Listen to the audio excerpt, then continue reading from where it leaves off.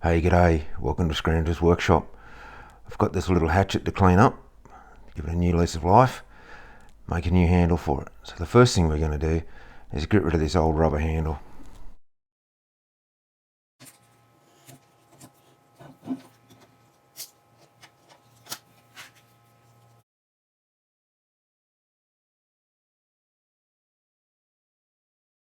So on first inspection, I've got a bit of metalworking to do.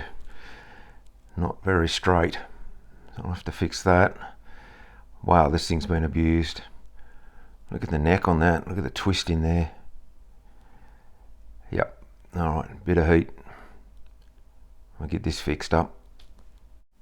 Originally I was going to make a wooden handle for this little hatchet, but when I was looking at the frame, it looked very similar to an S-wing that uses a stacked leather handle. So I thought, hey, why not go for it? I'll make my own stacked leather handle. Next up, I'll grab the only piece of leather I have and start taking some measurements.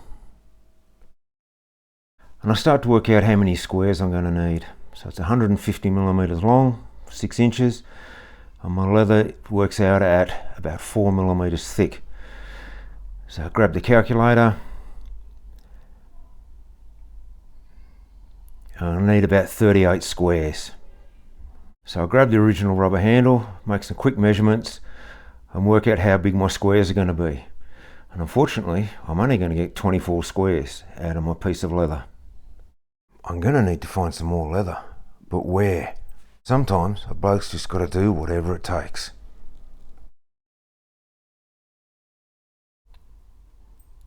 Now I have enough leather, it's just a matter of laying it all out and cutting out the squares I need.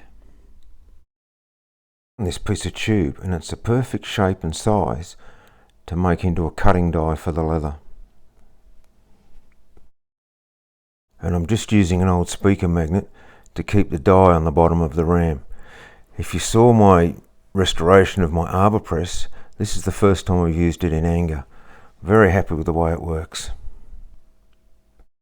It sure makes light work of punching those holes. And a quick test fit. Beautiful, nice and tight. Here's the hatchet after applying some heat, straightening everything up and giving the head an initial grind. As you can see, the handle's nice and straight now, and I've taken all that twist out of the neck. Looking good. Now comes the fun part. I've decided on the pattern, mix up some epoxy, start gluing all the leather squares into position.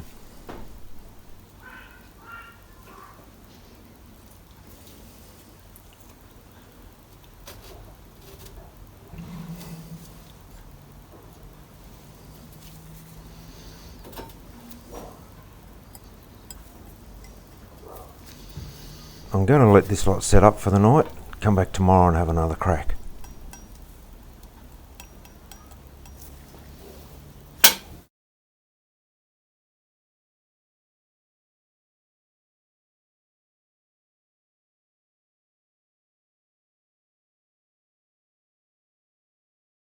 It's a couple of days later and I've finished stacking all the leather and the epoxy's all cured. I've put a new 60 grit belt on the sander.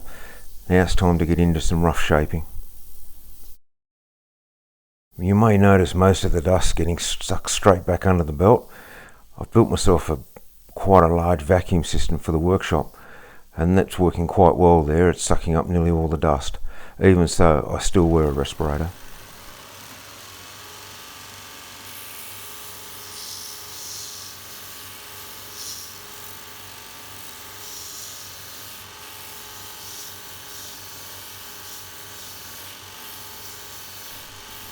Now with all the heavy work done, I change to a much smoother belt, continue on until I get down to hand sanding.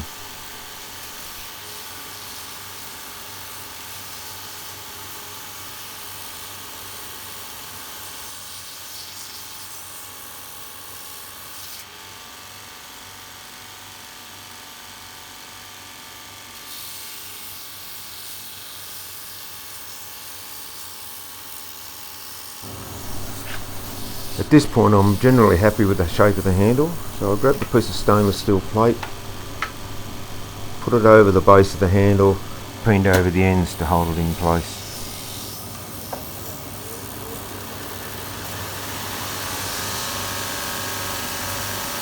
And now just a quick tidy up with a bench grinder, go around the plate, round it off, and clean up the rivets.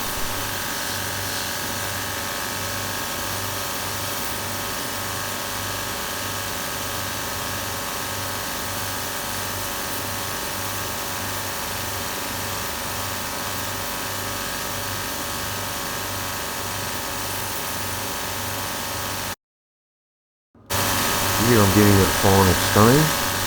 Then I give it half a dozen coats of oil just to protect that handle for hopefully a long time.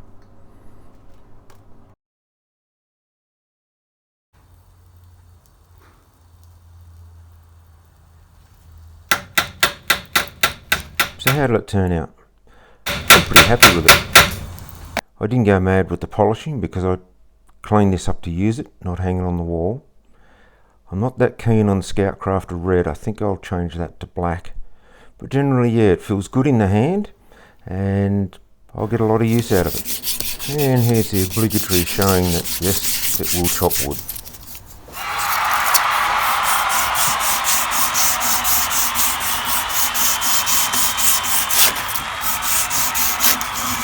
So here's the final comparison. And if you're wondering about the reference to Scoutcrafter red, I suggest you pop over and have a look at Scoutcrafter's channel.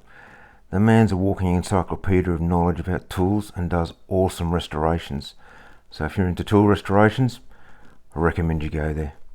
Cheers, thanks for watching.